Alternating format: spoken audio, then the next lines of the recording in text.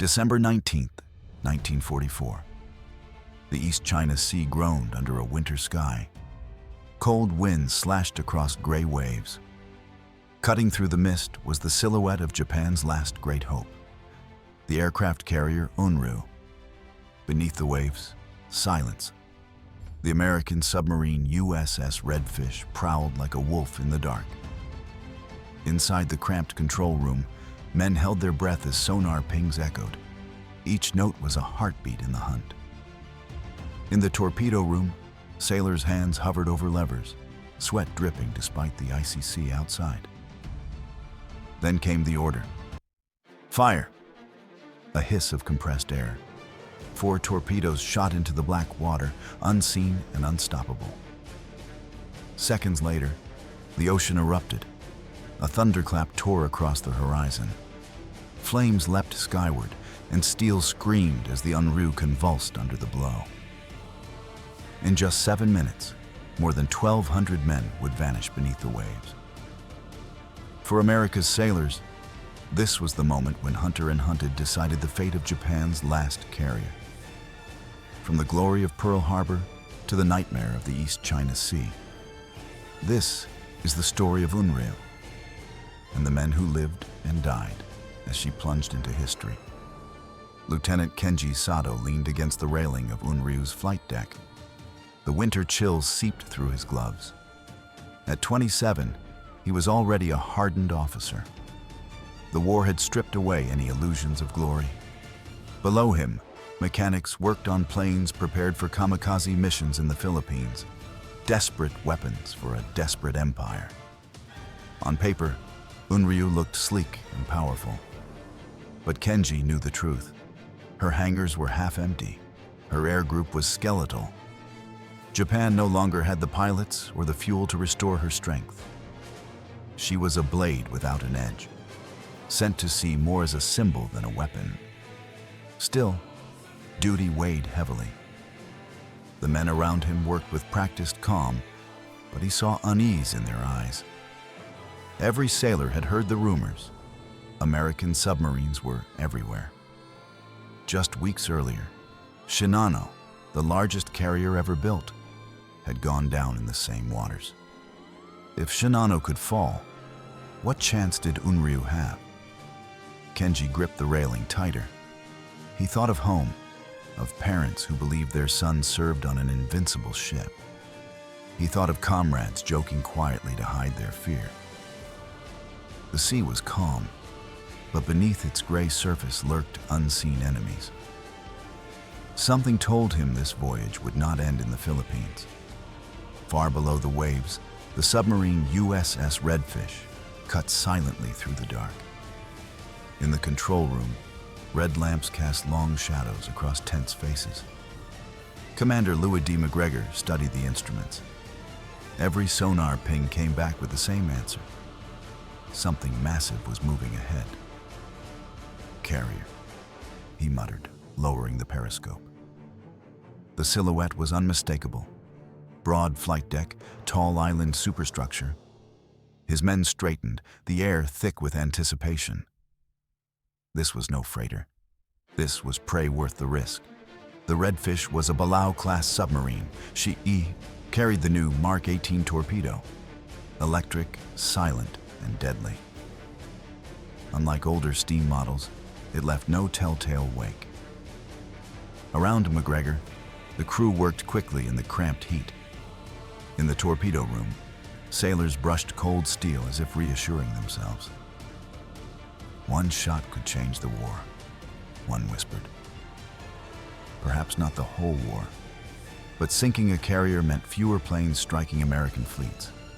Compared to the giant above, Redfish was small, almost fragile. But in these waters, size didn't matter. One well-aimed spread of torpedoes could do what bombs and shells could not. McGregor's voice cut through the quiet. Steady, boys. We've got a big one. The hunt was on. On the surface, Unryu still looked formidable. But by late 1944, she was almost defenseless. Japan no longer had trained pilots to fly her planes. Escort ships were few.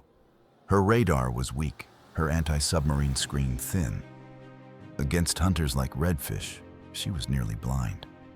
It was an uneven duel. A vast carrier bristling with aircraft, yet powerless against the silence below. In the East China Sea, the stage was set. The hunt began 3 days earlier. On the night of December 16th, Redfish picked up faint radar contacts. Japanese ships moving south. Commander McGregor ordered silent pursuit. The submarine shadowed them through the dark. Hours turned into days. Sonar pings echoed like a heartbeat. Inside, men whispered, ate cold rations, and slept in shifts. Each time the sonar rang with the hollow sound of a massive hull, their pulses quickened. By dawn on the 19th, the target was clear. A carrier, escorted but vulnerable. McGregor gave the order. We close in at daybreak. This one doesn't get away. On Unryu's deck, Kenji Sato felt the icy wind bite his face. It was just past 10. The sea was calm, but a strange stillness hung in the air. Suddenly, the klaxon blared, "Torpedo!" Starboard side. The ship lurched. Sailors shouted, "Hard to starboard!" Engines roared, but the carrier was slow to turn. Kenji gripped the railing, heart hammering. He could already sense death approaching. Below, McGregor gave the order. Fire 1, Fire 2, Fire 3, Fire 4. Compressed air hissed. 4 torpedoes shot into the dark, silent hunters streaking toward their prey. In the torpedo room, men clenched their fists, counting the seconds. 20, 25, 30. The first impact came with the force of thunder. Unryu shuddered as a torpedo slammed into her starboard side. A second struck closer to the engine rooms. Steel groaned. Flames shot skyward as aviation fuel ignited. A fireball ripped through the ship. Kenji was thrown across the deck, ears ringing, lungs burning with smoke. Around him, men screamed, some aflame, others crushed beneath collapsing beams. Below, McGregor pressed his ear close to the hull. Muffled booms echoed through the submarine. The crew erupted in cheers, but McGregor raised a hand. Quiet. Wait. She isn't finished yet on Unryu. Chaos reigned. Compartments flooded. Fire raged through hangars stacked with bombs and drums of fuel. Officers shouted orders lost in the roar of explosions. The deck listed 10 degrees, then 15. Sailors clung to rails, faces pale with terror. At 10:20, a secondary blast ripped through the forward hangar. Men were hurled into the sea. Wreckage rained down. Oil fires spread across the surface. Black smoke rose like a signal of doom. If the flames reached the forward magazines, Unryu wouldn't have minutes, she'd have seconds. The list worsened. Lifeboats smashed before they could be lowered. Some sailors leapt into the freezing sea, only to be swallowed by fire or dragged into the vortex forming beside the carrier's hull. Kenji stumbled across the tilted deck, gripping twisted railings. He saw comrades sliding helplessly into the ocean. Their screams were drowned by the roar of fire. His training told him to fight. His instinct told him the ship was dying. In Redfish, sonar confirmed it. She's rolling, sir. Breaking up fast, McGregor nodded. Stand by. Escorts will be hunting the submarine Dove deeper. They had just sunk a giant. The only question was how fast she would die. By 10:27, Unryu was beyond saving.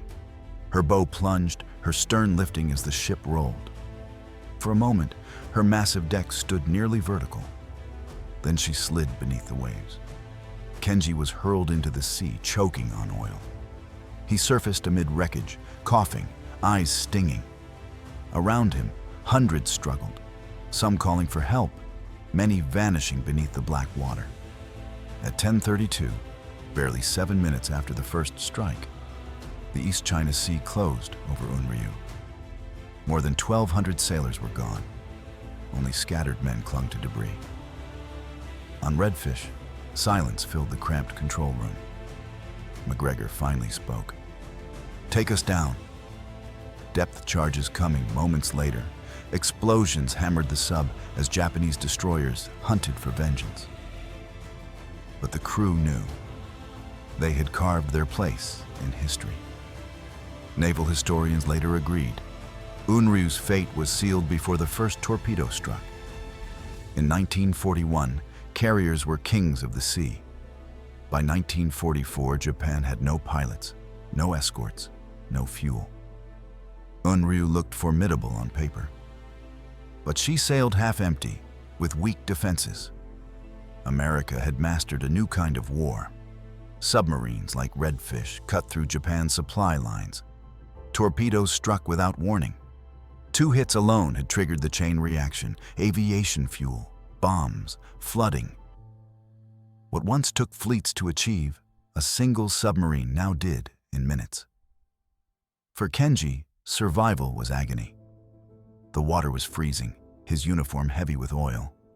Around him, men thrashed and screamed, their voices fading one by one. He saw comrades pulled under by suction. Others burned alive as flames spread across the sea. 7 minutes earlier, they had stood together on deck. Now the ocean was littered with their bodies.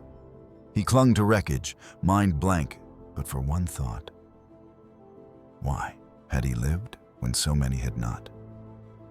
Inside Redfish, the crew sat in silence. They had seen a giant vanish beneath the waves. 1,200 lives had ended. McGregor spoke calmly. "We did our duty." Remember that his words carried weight. But they could not erase the image of a burning carrier collapsing into the sea. For a long moment, no one spoke. Victory at sea always carried the silence of those who would never return. By the time the sea grew quiet, the numbers were staggering. Out of nearly 1,500 men aboard Unryu, only 145 survived. Most of the rest drowned, burned, or froze. The East China Sea became a graveyard, marked only by oil and drifting debris.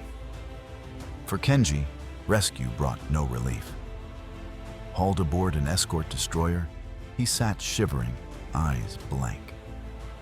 He would carry the smell of oil and the sound of screams for the rest of his life. For Redfish, survival was also uncertain. Depth charges shook the sub, cracking fittings and damaging her stern. But the crew patched leaks and slipped into the deep. When she reached Guam, battered but afloat, Redfish had earned her place in history. The sinking of Unryu was not an isolated tragedy. Barely 4 weeks earlier, Shinano, the largest carrier ever built, was sunk by the submarine Archerfish. Now Unryu was gone too, swallowed in minutes. Within 2 months, the Imperial Navy had lost 2 of its last major carriers without ever striking a blow. The once feared Kido Butai, the force that had humbled America at Pearl Harbor, was gone. In 1944, Japan could not replace these losses. Steel was scarce. Fuel was vanishing. Most of all, trained pilots were gone. Empty decks and hollow hangars became symbols of a dying empire. The Americans, meanwhile, surged forward. Essex-class carriers rolled out of shipyards in endless numbers. Radar directed their planes. Sonar shielded their convoys. Oil from secure supply lines kept them moving. Japan, strangled by blockade, watched its navy wither. Historians would later call the sinking of Unryu the final curtain for Japan's carrier dream. From December 1941 to December 1944, the arc was complete. 3 years from Pearl Harbor's triumph to the East China Sea's silence. The empire of carriers had risen fast and fallen faster. Lieutenant Kenji Sato was among the 145 who survived. When destroyers pulled him from the freezing water, his body shook uncontrollably. His eyes were empty. He never forgot the sight of comrades slipping beneath oil-slick waves. He never forgot the screams that ended in silence. After the war, he lived quietly, haunted by one question: why did I survive when so many did not? Survival felt less like a gift than a burden. Commander Louis McGregor returned to Guam with Redfish. He and his crew were hailed as heroes. Yet in private, McGregor admitted a sobering truth. "We won that day," he said. "But victory at sea is always written in the blood of men who never come home. The ocean remembers them, even if history moves on." His words echoed what every submariner knew: that triumph and tragedy could not be separated. Together, the stories of Kenji and McGregor reveal the paradox of war. One man clung to life in despair. The other commanded a victory shadowed by death. Both were bound by the same 7 minutes that ended a ship, a crew, and a chapter of naval history. From the fire of Pearl Harbor to the cold waters that claimed Unryu, Japan's carrier fleet lived and died in just 3 years. Beneath the East China Sea lies twisted steel and over 1,200 souls, a monument to both ambition and futility. Glory, like a ship, can vanish beneath the waves in moments. Many of you may still remember Pearl Harbor. Were you, or someone in your family, touched by those final battles of the Pacific? Share your memories below. And if you want more untold stories from World War II, remember to like, share, and subscribe.